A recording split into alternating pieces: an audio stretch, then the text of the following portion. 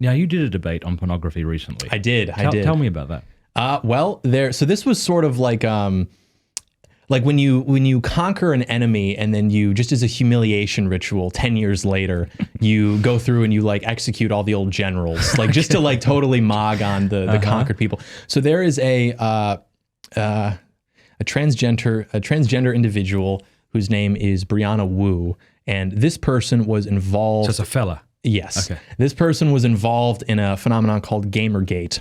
Okay. Like 10, 11 years ago, which is where I and a lot of other young men first got involved in politics because we just wanted to play our video games. And all of a sudden you had these feminists coming in and telling us that you need to be nicer to women. These are blah, blah, blah. And so there's all of these things going on. And so this person was heavily involved in that. So it goes on, it's over. But now I find out that there's a debate being put together between me and this person. So I was like, yes, I'll do it. I'll pay you to do it. So you have history with this guy. Yes.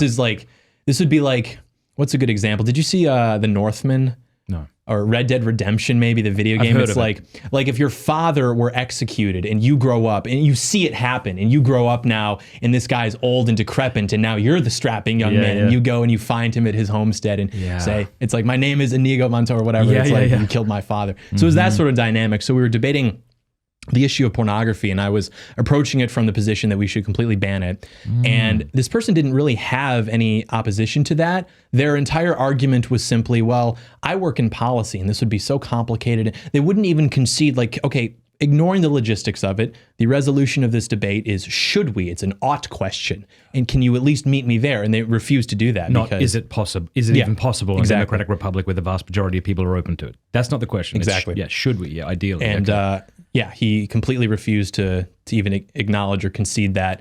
And then even later on, there were arguments that were made about how children are using it, and the percentage of children who are being exposed to this at younger and younger ages each year, who are making it more a part of their daily lives. And even then it was like, well, it's super complicated. And that's what they love to do. They love to make issues that should be so clear cut into these labyrinths where it's like, well, it's so impossible. It's like, we arguably put a man on the moon. We created the interstate highway system. Like, we have done things far more ambitious than making it so you can't just pull out your iPhone as a 7-year-old and watch people have sex. We have done so many more impressive things than that. It's certainly possible. And they know that too, but they are representing a side that is largely addicted to this content. They like this content because it's subversive. They enjoy that it makes Christians upset. And so they have to represent that position because of that, almost by its own virtue alone.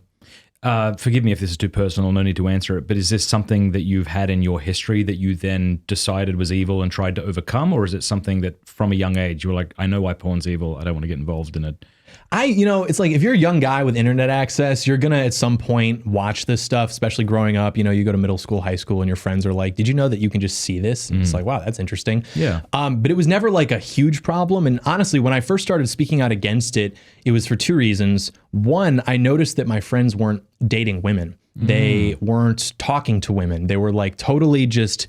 And they're not weird guys, by the way. Like the guys I went to high school with, they were like normal, funny guys, but they weren't going on dates. They weren't talking to women, and they would talk about, some of the stuff that they were watching on the internet. And so I sort of like blamed that. And then also, it was partially like a content thing because I noticed that no one was talking about this. I was like, shoot, if I can get in ahead of the curve, maybe we can like make this into a bigger thing. And I don't want to take full credit, but after I made my first video about it, and I think it was fall 2019, there were a lot of larger conservative YouTube channels who came out and they made videos about it. And because I know that they have producers who watch my stuff. And so maybe they're like, hey, we should talk about this. So I can't take credit. I don't want to take credit, but it was good that we sort of went out there and jumped in ahead of time. But you look at what it does, and these are the arguments I tend to make because I know that there are arguments about how it affects marriage and how it affects how we are perceiving women as men that are negative. But the arguments that I think resonate the most with just like normal guys are what it does to you as a man and how it makes you weak and placated, and you're draining your life force into a screen for nothing, for ad revenue. And it's just this very humiliating and debasing thing that you're doing to yourself. And for what? For like a temporary dopamine hit. And so and then after I made those videos, I started getting emails from guys telling me like how bad it actually is. So I didn't even know the extent of the problem. I assumed, okay, guys are watching this. They probably shouldn't. It's probably probably having a negative effect on their spirituality, on their mental state. But then I found out about how deep the iceberg actually goes with like what guys are doing and how often they're watching it. Like some guys who are really addicted to it, it's like crazy. And they need to be told, because they know it's wrong and they probably know what it does to them, but they almost needed to be told in a concise piece of content, just stop. Like, this is what you're doing to yourself. And I was kind of mean, honestly, in some of it. Like, I was calling them names. I was like picking on them a little bit. I want you to do that now. For those, because there's fellas who are watching this, I love that you're doing this, because there's younger men, they've been, I mean, it's a religious propaganda in a sense that they get, this stuff gets thrust upon them at an early age, and their passions are all disordered, and they need someone to speak to them like that. I agree with what you're saying, because often what we do is we can get very philosophical about pornography, which I tend to do. You know, the problem with pornography is it thwarts the end of the sexual act, that it's intrinsically evil because of this. It's like, all that's true, but also it can make your penis not work. You know, like appealing to what people, their buy-in, and then leading them from there. So I'd love you to do that. Get mean. There's been like 1,000% increase, I think, in the last 15 years of erectile dysfunction because of that. And there's also things where it's like, look, if you're a guy and presumably you want to be the guy on the screen having sex with a girl, and you're not, you're just like in your room by yourself. It's like, you're kind of a cuck, actually, is the word that typically tends to be thrown around in these circles. And then also it's just like totally weak. I mean, you're draining your life force, like I said, for nothing. You're getting nothing in return. Draining your life force?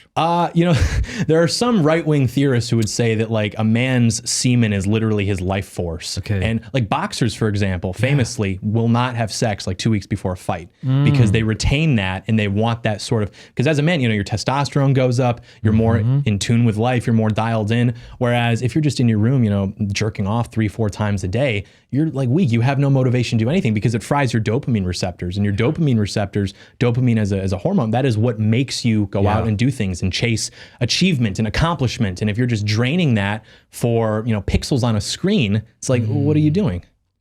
Yeah, I think men like to be talked to like that. They like to be I like to be talked to like that if I believe that other person has my best interest in mind. Yeah. There's a difference between just making fun of me, which I don't appreciate, and someone being like, you could be way better than you're being. You're actually being pathetic and you don't need to, so you could choose to stop being pathetic. Right. There's even, someone did a control F on male self-help books versus female self-help books. And they found that if you take like any off-the-shelf, just self-help book for women, a lot of it is very much like, you deserve this, this, and this. You need to be honest with yourself about what you deserve. You need to be understood. Exactly. Yeah. And male are like, you need to do this. Coward. You need to do this. Yeah. You're fat. You're a loser. And guys are reading this are like, so true. Like, you need to be barked at. That's why men love movies that depict, you know, drill instructors, like in Full Metal Jacket. Like, you go back and you watch, no one even knows what that movie's about. The only thing they remember from that movie is the sequence. It's like 45 minutes where you've got Gunnery Sergeant Hardman or whatever his name is, and he's like yelling at Private Pile and everyone. Like, guys love stuff like that. You want to be almost